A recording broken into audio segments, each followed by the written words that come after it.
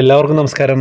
ആ മഞ്ജു ചേച്ചി ഹരിപ്പാട്ടെന്ന് അനുഭവം അയച്ചു തന്നിട്ടുണ്ട് കേട്ടോ. ഇതിനു മുമ്പേ ഒന്ന് പറഞ്ഞിരുന്നില്ലേ, ഓർമ്മ ഉണ്ടാവില്ലേ? എനിക്കും എൻ്റെ ഹസ്ബൻഡിനും എല്ലാ മാസവും ഭഗവാനെ കാണാനുള്ള ഭാഗ്യം കണ്ണൻ തരുന്നുണ്ട് കേട്ടോ. ഇന്നലെ വ്യാഴാഴ്ച ജനുവരി 8 കണ്ണൻ്റെ നിർമ്മാല്യം തൊഴാൻ പോയിരുന്നു. അവിടെ വെച്ചുണ്ടായിട്ടുള്ള ഒരു അനുഭവമാണ് ഞാൻ പറയുന്നത്. പതിവ് പോലെ നല്ല ദർശനം കിട്ടണേ എന്ന് പ്രാർത്ഥിച്ച് വീട്ടിൽ നിന്ന് ഇറങ്ങിയത്. വെളുപ്പിനെ 12:30 ക്യൂ നിന്ന് നട തുറന്ന് അകത്തോട്ട് ഞങ്ങളെ കടത്തി വിട്ടു. അതിൽ ഭയങ്കര തിക്കും തിരക്കും. ആദ്യ ക്യൂ അയ്യപ്പ ഭക്തന്മാരുടെ, അതോടൊപ്പം തന്നെ മറ്റ് 2 ക്യൂവും കൂടി ഒന്നിച്ച് വിട്ടുട്ടോ. ഭയങ്കര തിക്കും തിരക്കും, മുന്നോട്ട് നടന്നു പോകാനായി പറ്റാത്ത അത്ര തിരക്കാണ്. ഞാൻ ഹസ്ബൻഡിന്റെ പിറകിൽ പിടിച്ച് പിടിച്ച് നടന്നു നീങ്ങവേ തൂണിന്റെ അടുത്തെത്തിയപ്പോൾ വേറെ കുറച്ചു പേര് എൻ്റെ മുൻപിൽ കയറി. ഹസ്ബൻഡ് മുൻപിലും ഞാൻ കുറച്ച് പിറകിലായി. എനിക്ക് വലിയ തിരക്ക് പേടിയാണെന്ന് ഹസ്ബൻഡിന് അറിയാം. എനിക്ക് പൊക്കം കുറവാണ് കേട്ടോ.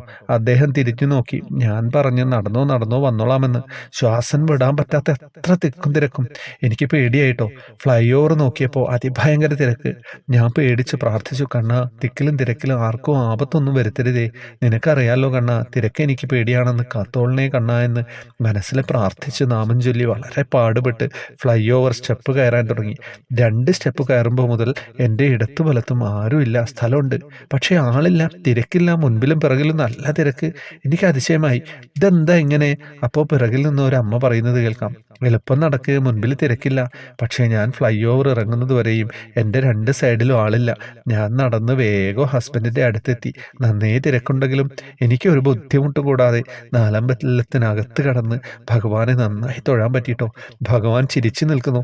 എന്നിട്ട് എന്നോട് ചോദിക്കും പോലെ, പേടിയൊന്നും കൂടാതെ എന്നെ വന്ന് തൊഴാൻ പറ്റിയില്ലേ നന്നായിട്ട് എന്ന്. അസ്പഷ്ടം ദുഷ്ടമാത്രേ പുനരു പുരുഷാർത്ഥാത്മകം എഴുതി അങ്ങനെ തന്നെയാണ് അയച്ചു തന്നിരിക്കുന്നത്. മഞ്ജു ചേച്ചി സന്തോഷമല്ലേ? അനുഭവങ്ങൾ കേൾക്കുമ്പോൾ എല്ലാവർക്കും സന്തോഷമാവും. ഭഗവാന്റെ കാര്യങ്ങളല്ലേ പറയുന്നത്, വേറെ ഒന്നും പറയുന്നില്ലല്ലോ. അപ്പം എല്ലാവരിലേക്ക് എത്തിക്കുക മഞ്ജു ചേച്ചിയുടെ ഈ അനുഭവം. എല്ലാവർക്കും സന്തോഷമായിരിക്കുക.